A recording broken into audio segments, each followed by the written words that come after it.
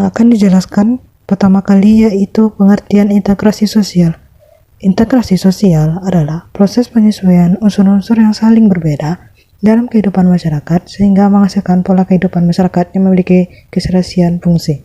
Integrasi sosial terjadi ketika unsur-unsur dalam masyarakat saling berhubungan secara intensif di berbagai bidang kehidupan. Akibatnya, terjadi pembauran beberapa unsur berbeda dan setiap unsur dalam masyarakat dapat bekerja sama dengan unsur-unsur lain.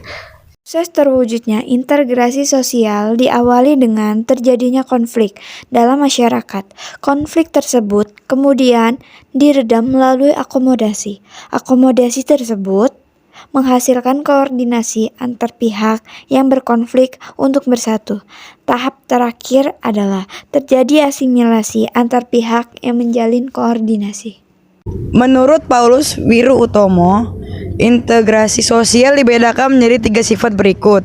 1. Integrasi normatif, yaitu integrasi yang terbentuk karena adanya kesepakatan nilai, norma, cita-cita bersama, dan rasa solidaritas antara anggota kemasyarakatan. Integrasi normatif biasanya terjadi pada masyarakat yang memiliki solidaritas mekanis, masyarakat sederhana. Integrasi ini berkaitan dengan unsur-unsur budaya sehingga sering disebut integrasi budaya. 2. Integrasi fungsional, yaitu integrasi yang terbentuk berdasarkan kerangka perspektif fungsional, yaitu melihat masyarakat sebagai suatu sistem yang terintegrasi. Integrasi fungsional biasanya berkembang dalam masyarakat yang memiliki tingkat spesialisasi kerja tinggi. Integrasi koersif, yaitu integrasi yang terjadi bila tidak berasal dari hasil kesepakatan normatif ataupun ketergantungan fungsional. Integrasi koersif merupakan hasil kekuatan yang mengikat masyarakat secara paksa. Integrasi koersif terjadi karena paksaan dari pihak-pihak yang memiliki kekuasaan. Bentuk-bentuk integrasi sosial berikut ini adalah bentuk-bentuk dari integrasi sosial. 1. Integrasi normatif. Akibat adanya norma yang berlaku di masyarakat seperti prinsip Bhinneka Tunggal Ika.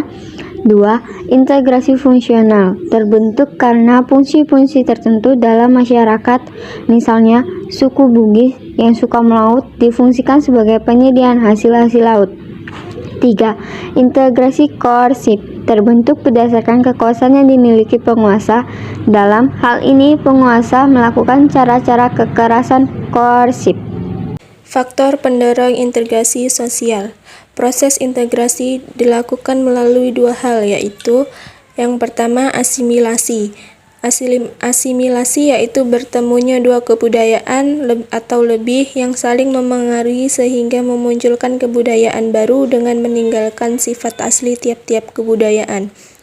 Yang kedua yaitu akulturasi, yaitu proses sosial yang terjadi bila kelompok sosial dengan kebudayaan tertentu dihadapkan pada kebudayaan asing atau kebudayaan baru, sehingga kebudayaan asing diserap atau diterima dan diolah dalam kebudayaan.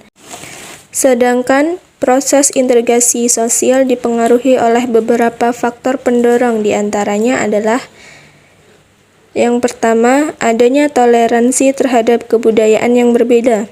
2. Kesempatan yang seimbang dalam bidang ekonomi. 3. Adanya sikap positif terhadap kebudayaan lain. 4. Adanya sikap terbuka dari golongan yang berkuasa. 5. Adanya kesamaan dalam unsur-unsur kebudayaan. 6. Adanya perkawinan campur atau amalgamasi. 7. Adanya musuh bersama dari luar. Sekian hasil dari diskusi kami. Atas kesalahan kata-kata atau ucapan kami mohon maaf. Terima kasih.